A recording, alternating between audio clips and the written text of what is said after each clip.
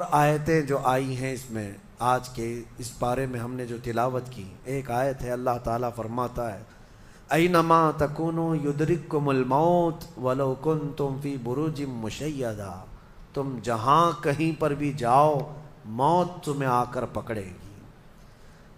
بروج مشیدہ کا مطلب ہوتا ہے بہت ہی پکے محل میں بھی اگر تم بیٹھ جاؤ، بہت مضبوط محل میں تم بیٹھ جاؤ، موت آنا ہے وہاں پر بھی آئے گی۔ ہم نے دیکھا ہے بڑے بڑے محلات میں رہنے والے بھی، اور جنہوں نے آسمان چھوتی ہوئی عمارتیں بنائی وہ بھی موت کے ہتھے چڑھ ہی گئے۔ موت تو آنا ہے۔ آج ہمارا حال یہ ہوتا ہے کہ دنیا میں اس قدر مصروف ہو جاتے ہیں کہ موت کو بھول جاتے ہیں۔ تمہیں پتہ بھی ہے کہ اچانک آنے والی یہ موت بالکل مہلت نہیں دیتی، بالکل مہلت نہیں دیتی۔ آپ اگر آس پاس میں اپنی نظریں ڈالیں تو آپ کے دوستوں میں کئی جا چکے ہوں گے، جن کی عمر زیادہ نہیں تھی وہ جا چکے۔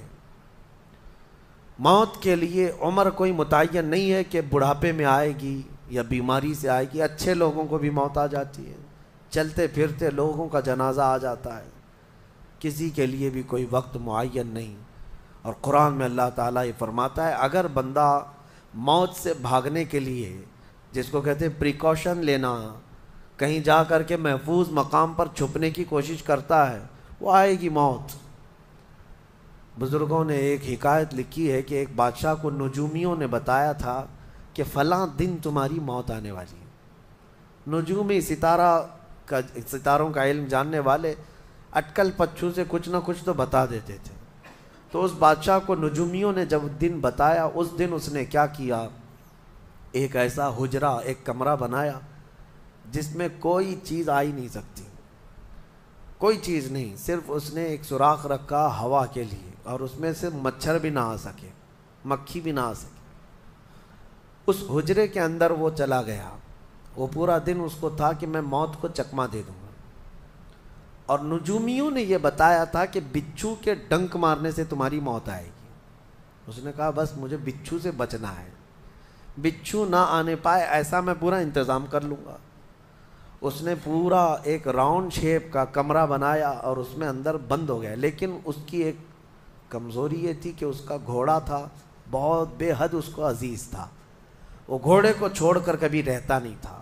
اس نے کہا مجھے اور میرے گھوڑے کو بند کر دو، آج موت کا دن ہے، اگر آج کے دن میں نے موت کو چکما دے دیا تو پھر ہمیشہ کی زندگی ہے، ٹائم اگر ٹل گیا تو پھر موت نہیں آئے گی۔ تو وہ اس نیت سے وہ روم کے اندر بند ہو گیا اور لوگوں سے کہا کہ کوئی مجھے نہ دروازہ کھولے اور نہ کسی کے لیے دروازہ کھولے، پورا دن گزرنے دو۔ دن گزرتا رہا، شام کا وقت قریب آیا، اس کے ساتھ تھا اس کا گھوڑا اور وہ کوئی نہیں۔ اتفاق دیکھیں، اللہ رب العزت کی طرف سے جو سبب بننا ہے وہ بنے گا۔ اس کے گھوڑے کو بہت تیز چھینک آئی اور اس کی چھینک سے اس کی ناک سے بچھو نکلا اور اس بادشاہ کو ڈنک مارا اور وہیں اس کی موت ہو گئی۔ اینما تکونوا یدرککم الموت، اللہ نے فرمایا تم جہاں کہیں رہو موت آ کر پکڑ لے گی۔ ہمارے علاقے میں ایک ڈاکٹر تھے، وہ کارڈیالوجی تھے، ہارٹ کے اسپیشلسٹ تھے، اور ان کے ہاتھ میں بہت سارے ڈاکٹرز پریکٹس کر کر کے بڑے ماہر بنے، ہارٹ کے اسپیشل ڈاکٹر۔ اور یہ اخبار میں بھی بات آئی تھی۔ اس ڈاکٹر کا حال یہ تھا کہ برسوں آپریشن اور سرجری کر کے لوگوں کے ہارٹ صحیح کیے یا بائی پاس کیے، لیکن اتفاق ایسا کہ ایک دن وہ لیب میں اندر ہاسپٹل کے لیبارٹری میں کام کر رہا ہے ڈاکٹر، اور اس کے ساتھ 4 اسسٹنٹ ڈاکٹر بھی ہیں اور نرسز بھی ہیں، سارے کہاں پر، لیب کے اندر، ساری مشینیں بھی موجود ہیں۔ اس ڈاکٹر کو وہیں پر ہارٹ اٹیک آیا، جو ہارٹ کا خود اسپیشلسٹ ہے، اور دوسرے ڈاکٹرز وہاں پر موجود بھی ہیں۔ انہوں نے اٹھایا، اسٹریچر پر ڈالا، آئی سی یو میں ہی تھے، لیب کے اندر موجود تھے، لیکن وہ چند منٹوں کے اندر ڈاکٹر کی موت ہو گئی۔ نہ کوئی ڈاکٹر بچا سکا، نہ اس کو دوا دی جا سکی۔ سب سے ماہر ہارٹ کا ڈاکٹر ہاسپٹل کے اندر جو سب سے محفوظ جگہ ہو سکتی ہے بیماروں کے لیے. میاں ہمارے گھر میں کسی کو اٹیک آئے تو دوڑ کر کہاں لے جائیں گے؟ ہاسپٹل. اور جو خود کس کے پاس لے جائیں گے؟ ڈاکٹر کے پاس. جو خود ڈاکٹر ہے اور خود ہاسپٹل میں بیٹھا ہوا ہے اس کو ہی اگر آ جائے اور قریب میں ڈاکٹرز بھی موجود ہیں لیکن بچا نہ سکے، یہ رب ذوالجلال کا فرمان، جب وعدہ مکمل ہو جائے تو پھر کوئی طاقت تمہیں موت سے روک نہیں سکتی. آپ کو پتہ ہے ایک بہت بڑا شخص ہے دنیا کا جو کئی حکومتیں بدل دیا کرتا تھا، جس کا نام غالباً لیکن ہے، سیمسنگ کمپنی کا. جس سے کوئی تعلق ہوگا آپ سرچ کریں تو پتہ چلے. کوریا کا رہنے والا، اور اس کی وجہ سے حکومتیں بدل دی جاتی تھیں. اس قدر مالدار آدمی، اس کی مرضی کے بغیر تو کوئی حکومت نہیں قائم ہوتی تھی. اتفاق ایسا ہی غالباً 2012 یا 11 کے آس پاس کی بات ہے جہاں تک میرے علم میں چیز آئی. ایسی ایک بیماری میں مبتلا ہو گیا کہ کوما میں چلا گیا، اور اس کا بیٹا تھا ارب پتی نہیں بلکہ اس سے بھی زیادہ، کئی ہزار کروڑ کا مالک. پوری دنیا بھر کے ڈاکٹرز کو بلایا گیا اس کو بستر سے اٹھانے کے لیے، لیکن کوئی ڈاکٹر نہیں اٹھا سکا. کروڑوں کی فیس لی ڈاکٹرز نے، ہر طرح کا علاج کیا. 4 سال تک وہ بستر پر لگا رہا، اس پر نہ جانے کتنی دولت خرچ ہوئی. اخیر میں ڈاکٹروں نے کہا، اربوں روپیے اس کے بستر سے اٹھانے کے لیے جنہوں نے خرچ کیا تھا، بیٹے نے خرچ کیا تھا، ڈاکٹروں نے اخیر میں ہاتھ اٹھا کر کہا اب تیرے باپ کو کوئی نہیں کھڑا کر سکتا، اس کی موت آ چکی ہے، موت ہو گئی. میں یہ کہنا چاہتا ہوں اللہ نے فرمایا تم مضبوط سے مضبوط محل کے اندر کیوں نہ ہو، موت آئے گی. مجھے بتاؤ جس کے پاس دنیا کا اتنا مال پڑا ہوا ہو وہ کیوں نہیں خرید سکا کوئی ایسی دوا جو اس کو بستر سے کھڑا کر سکے؟ یاد رکھیں میرے عزیزو، دنیا کی ساری چیزیں اسی کی طرح دھری کی دھری رہ جائیں گی. جس وقت ہمارا بلاوا آ جائے تم قریب میں لوگوں کو دیکھتے رہ جاؤ گے اور آنکھیں تمہاری کھلی رہ جائیں گی. اسی لیے میرے آقا صلی اللہ علیہ وسلم خود فرماتے ہیں میں ایک سجدے میں جاتا ہوں تو مجھے اس بات کا یقین نہیں ہوتا کہ دوسرے سجدے تک میں زندہ رہوں گا. یہ سید الانبیاء فرما رہے ہیں، رسول رحمت فرما رہے ہیں. اور جس طرح سے آج ہم اپنی موت کو بھول بیٹھے ہیں، گناہوں کی کثرت ہو جاتی ہے، نفس غالب آ جاتا ہے، عیاشیاں شروع ہو جاتی ہیں. موت کا خوف ایسا ہے کہ خود میرے آقا نے فرمایا سب سے بہترین نصیحت کرنے والا تمہاری زندگی میں اگر کوئی ہے تو وہ موت ہے. لوگوں کے جنازے دیکھو اور ان کی بے بسی دیکھو، ان کی مجبوری دیکھو، اور اس کے بعد تم بھی محسوس کرو کہ تمہارے ساتھ بھی یہی کیفیت ہوگی. وہ چھوٹی سی قبر، وہ چھوٹی سی ایک ایسی قبر جس میں نہ چٹائی، نہ تکیا، نہ اوڑھنا، نہ بچھونا، اور ہاتھ چوڑے کرو تو قبر کی دیواریں لگنے لگ جائے، ہاتھ اٹھاؤ تو اوپر کی تختیاں لگنے لگ جائیں. ممبئی والوں کو تو اور بھی چھوٹی قبر ملتی ہے، یہاں تو اتنی چھوٹی ہے کہ ٹیمپرری کھودی جاتی ہے کہ 6 مہینے بعد پھر نکال دینا ہے. میرے عزیزوں، اس ایک چھوٹی سی قبر کے اندر تمہیں برسوں بتانا ہے، برسوں بتانا ہے. اس جسم کے ساتھ وہیں سونا ہے. کبھی میں سوچتا ہوں ہماری آنکھیں اگر بند ہو جائیں اور ہمیں پتہ چلے کہ باہر فلاں چیزیں ہو رہی ہیں اور ہم کھولنا چاہیں نہیں کھلتی تو بے چینی ہونے لگ جاتی ہے، گھبراہٹ سی ہونے لگتی ہے. قبر میں یہی حال ہوگا کہ تمہارے اطراف ہونے والے سارے معاملات تمہیں پتہ ہوں گے، حتیٰ کہ حضور فرماتے ہیں قبرستان میں چلنے والے کے پیروں کی آواز تک تم سنو گے. مردہ سنتا ہے، سلام تو دور کی بات ہے، پیروں کے چلنے کی آواز بھی سنتا ہے. اور جب سنتا ہے سارے معاملات لیکن آ نہیں سکتا باہر، کسی کو کچھ کہہ نہیں سکتا، بول نہیں سکتا. کیسی بے چینی ہوگی، وہ کیسی گھبراہٹ ہوگی. بڑے بڑے اولیاء اکرام حتیٰ کہ سیدنا عثمان ابن عفان رضی اللہ تعالیٰ عنہ، داماد رسول، امیر المومنین، خلیفہ رسول، جب رات کے وقت مصلی پر کھڑے ہوتے اور قبر کی کوئی آیت تلاوت کرتے تو اتنا روتے تھے کہ ان کا مصلی آنسوؤں سے بھیگ جاتا تھا. صبح ان کے مصلی کو نچوڑ کر سکھایا جاتا تھا. لوگ ان سے پوچھتے آپ قبر کے متعلق اتنا خوف زدہ کیوں ہو جاتے ہیں؟ مرنا تو سب کو ہے. حضرت عثمان غنی فرماتے ہیں یہ ہماری پہلی منزل ہے، اگر یہ نکل گئی تو ساری منزلیں آسان ہیں. اینما تکونوا یدرککم الموت، اللہ فرماتا ہے. اور کئی جگہ قرآن میں یہ آیتیں آئی ہیں میرے عزیزوں. جانا ہم سب کو ہے، بہت تھوڑے ہی دنوں کے بعد آخرت کے سفر کی طرف رواں دواں ہیں. اسی لیے کسی بزرگ نے سچ کہا کہ دنیا میں جتنے راستے ہیں یہ لکھا تو جاتا ہے یہ راستہ فلاں شہر جا رہا ہے، فلاں شہر جا رہا ہے، حقیقت تو یہ ہے کہ سارے راستے قبرستان جا رہے ہیں، وہیں جا کر اینڈ ہوتے ہیں. ممبئی سے پونا جا رہا ہے راستہ، پونا سے بنگلور جا رہا ہے راستہ. بورڈ تو لکھے ہوئے ہیں لیکن اہل تصوف یہ کہتے ہیں یہ تمہاری خام خیالی ہے، لیکن جس راستے پر بھی چلو گے اخیر وہ راستہ تمہیں قبرستان ہی پہنچائے گا، تمہاری زندگی وہیں جا کر اینڈ ہونے ہے. اسی لیے میرے عزیزو ہمیں زیادہ دنیا میں اتنا پھیلانے کی ضرورت نہیں، آخرت کے سفر کی طرف تیاری بھی ہو.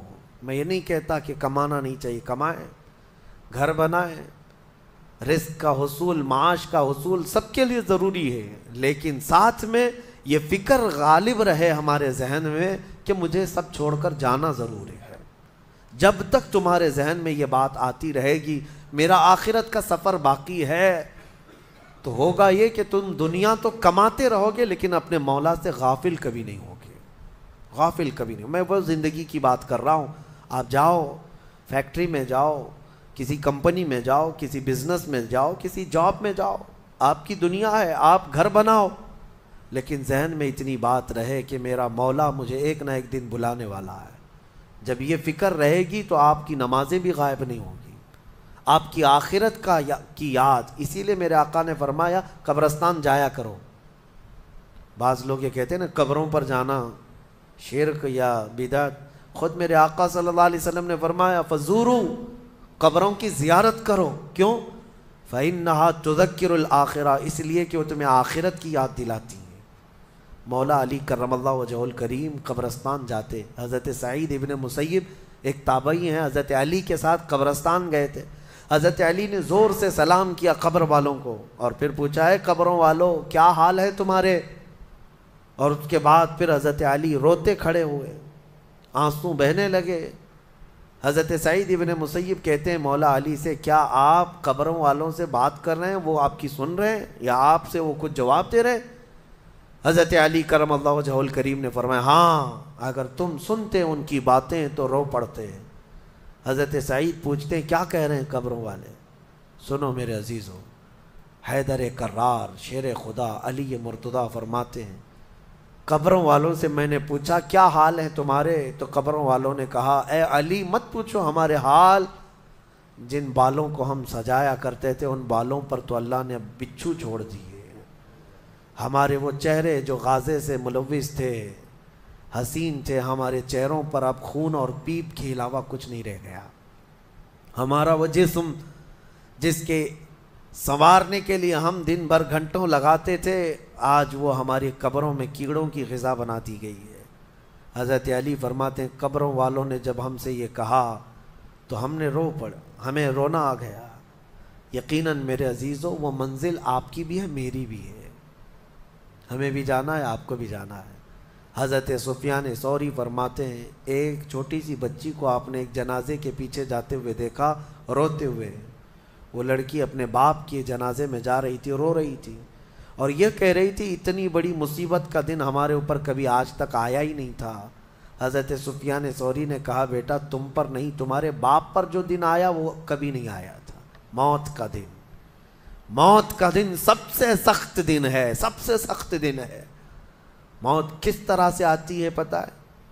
فرمایا گیا جیسے ریشم کے کپڑے کو کانٹوں کی جھاڑی پر ڈال دو اور کپڑا کھینچو، کپڑے کے تار تار نکلتے جائیں گے.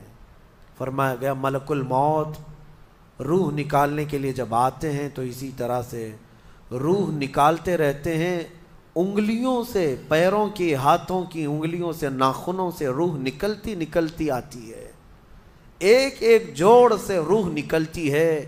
یہاں تک کہ ناک تک اس کو کھینچ کر کے لایا جاتا ہے۔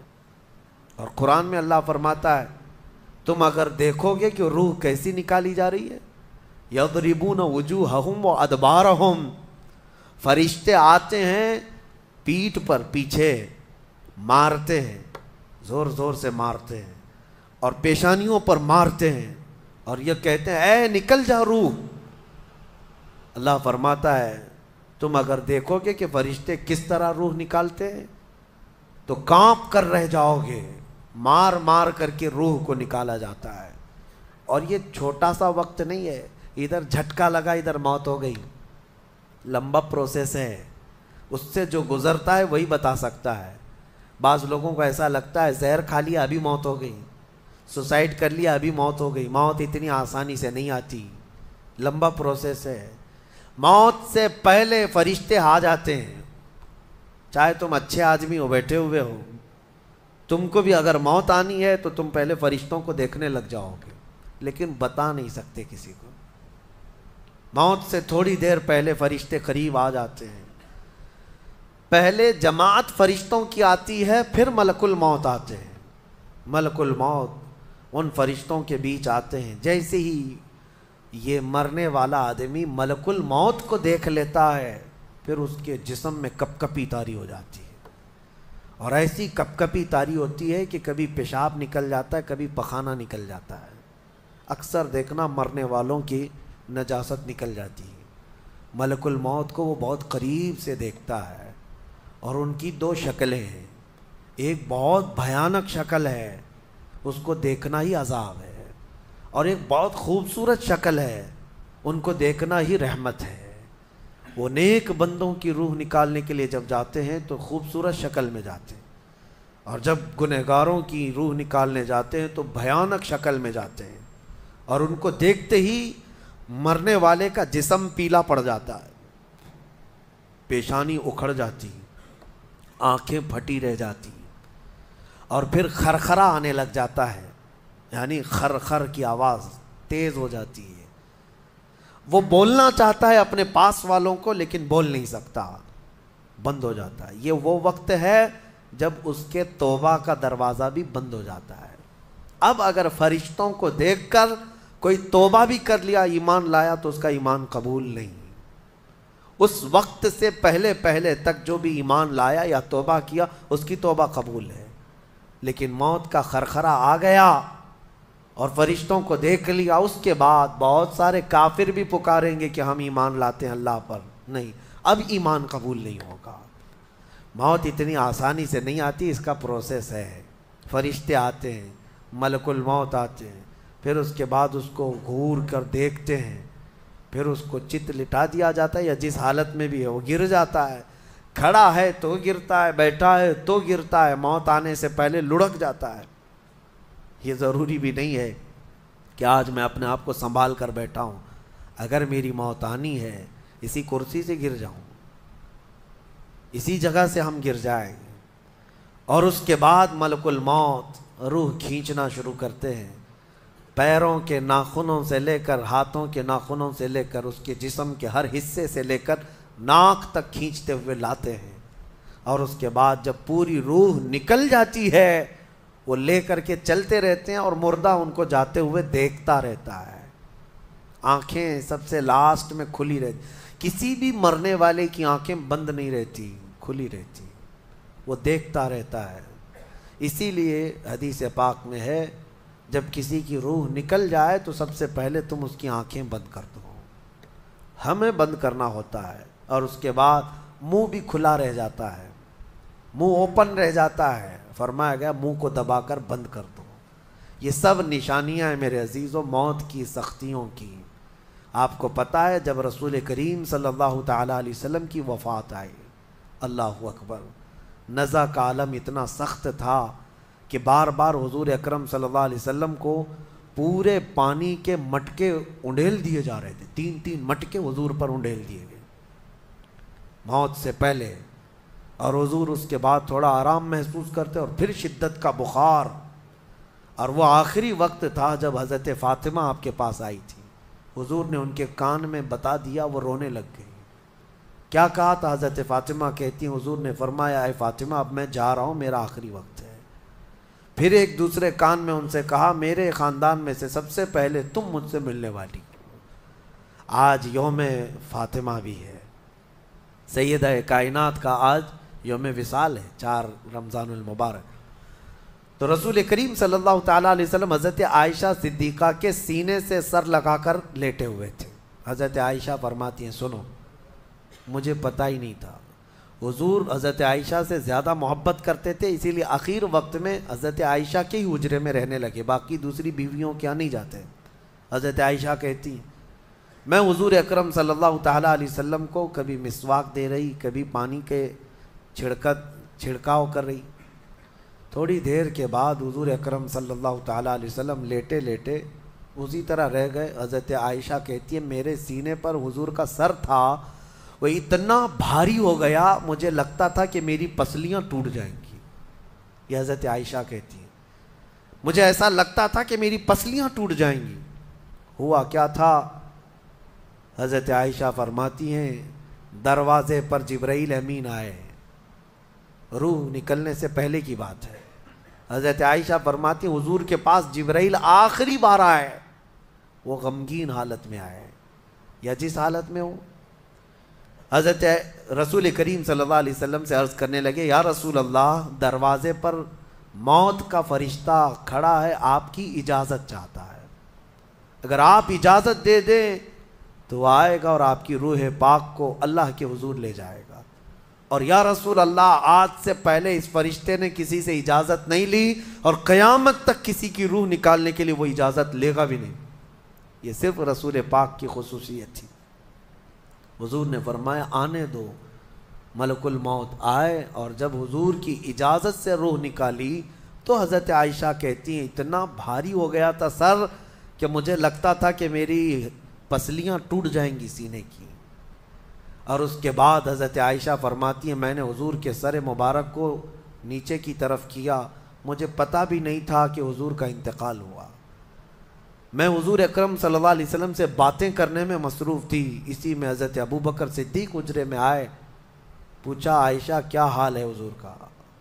حضور اکرم صلی اللہ علیہ وسلم کو دیکھا حضرت ابو بکر نے اور پیشانی مبارکہ پر ہاتھ رکھا تو وہ بہت ٹھنڈی تھی، ماتھے کو بوسہ دیا اور ایک آہ بھری اور ایک جملہ کہا تھا یا رسول اللہ ایک بار موت آنی تھی وہ آپ پر آ گئی، اب موت کی سختی اللہ دوبارہ کبھی آپ کو نہیں عطا کرے گا۔ موت کی سختی کیونکہ حضور کو انہوں نے دیکھا تھا، کئی دنوں سے تکلیف تھی، 13 دن تک حضور پاک صلی اللہ علیہ وسلم کو تکلیف تھی، 13 دن تک۔ حضرت ابو بکر کہتے ہیں یا رسول اللہ اب موت کی سختی دوبارہ کبھی نہیں آئے گی، جو اللہ کا وعدہ تھا وہ پورا ہو گیا۔ پورا کھل کر کے رو بھی نہیں پا رہے تھے ابو بکر صدیق اور اپنے اندر دبا بھی نہیں پا رہے تھے۔ موت کی سختی انہوں نے دیکھا اور اس کے بعد کہا اے عائشہ کیا دیکھ رہی ہو، اللہ کے رسول ہم سے رخصت ہو چکے ہیں۔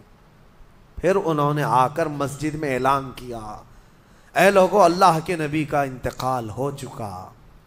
اب مجھے یہاں یہ بتانا ہے اگر موت سے کوئی بچ سکتا تھا تو سب سے پہلا نمبر تو رسول اللہ کا ہونا چاہیے تھا، کیونکہ اللہ کے سب سے محبوب نبی وہی ہیں۔ جب رسول پاک صلی اللہ تعالیٰ علیہ وسلم کو بھی موت آئی تو میاں ہمارا اور تمہارا شمار نہیں، چاہے 100 سال زندگی مل جائے لیکن مرنا ضروری ہے۔ بہرحال یہ باتیں بڑی طویل ہو جائیں گی، موت کا تذکرہ اس لیے بھی میں زیادہ کرتا ہوں کہ حدیث پاک میں ہے مومنوں کو یہ تذکرہ کرو تاکہ ان کو گناہوں سے نفرت پیدا ہو جائے اور آخرت کے سفر کی تیاری وہ شروع کریں۔ اللہ کریم ہم سب کو دنیاوی خرافات سے محفوظ فرمائے، دنیا کی لذتوں سے اور یہ فانی خرافات میں مبتلا ہو کر آخرت بھولنے سے اللہ ہماری حفاظت فرمائے۔ مولا کریم جب ہماری موت آنے کو ہو تو ہماری زبانوں پر کلمہ طیبہ جاری فرما دے۔ رب ذوالجلال موت سے پہلے تیرے حبیب پاک کے چہرے کی زیارت نصیب فرما۔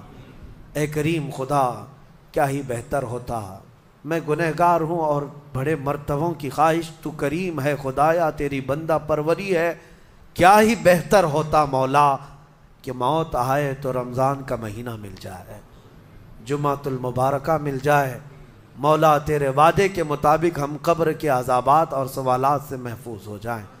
اے اللہ، آج کی اس تفسیر پاک میں تیری جلال و جبروت اور تیری عزت کا وسیلہ لیتے عرض کرتا ہوں، ہم میں سے جو رخصت ہو چکے ہیں، ہمارے آبا و اجداد، ہمارے باپ، ہماری مائیں، ہمارے رشتہ دار جو قبروں میں برسوں سے اب آرام کر رہے ہیں، اے اللہ تو اس رمضان کے صدقے ان کی مغفرت فرما دے۔ اے کریم خدا، ہمارے گھروں میں عید آ جاتی ہے، رمضان کے آتے ہی دسترخوان بھر جاتے ہیں، ہمارے گھروں میں خوشیاں دوبالا ہو جاتی ہیں، ہمیں نہیں معلوم قبروں والوں کے ساتھ کیا ہوتا ہے، ہمیں پتہ نہیں قبرستان میں ان کے ساتھ کس طرح کی راتیں ہیں اور کس طرح کے دن ہیں۔